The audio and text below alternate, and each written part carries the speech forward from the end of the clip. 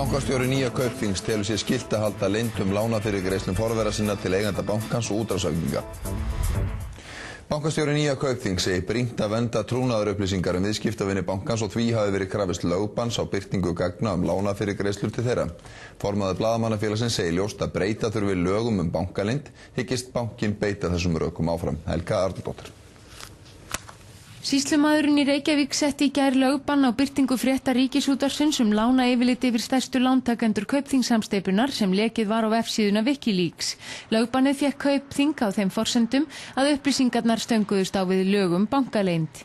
Finnur Sveinbjörnsson, bankastjóri Nýja Kaupþings, segir bankanum skylt samkvæmt lögum að verja trúnaðarupplýsingar viðskiptavini bankans. Ertu ekkert hræddur að missa trúverðugleika almennings á nýja bankanum?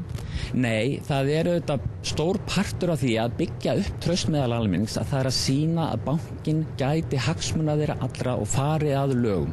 Er það gæta hagsmuna almennings með því að banna fréttaflutning af ákveðnum málum? Ef að það vilji almennings að þagnarskildinu verði breytt á einhvern hátt, að þá verða stjórnvöld að hafa forgöngu það og Alþingi að breyta lögunum.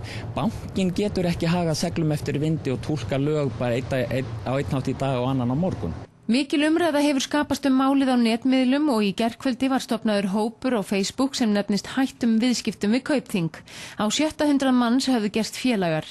Formaður Blaðamannafélagsins segir lögbannið fráleitt og að almenningur eigi skilyrðislausan rétt á að fá upplýsingar hvernig málefnum bankans var háttað fyrir hrun. Ef að bankastjóri Kaupþings ætlar að beita fyrir sig lögum bankaleynd til að þagga niður umræðu það sem gerðist í aðdraganda efnahagshrunsins, þá þarf Alþingi og ríkisstjórnin að breyta lögum ef þeim einhver alvara með því að byggja upp traust í þessu samfélagi eins og þau hafa látið í veðri vaka.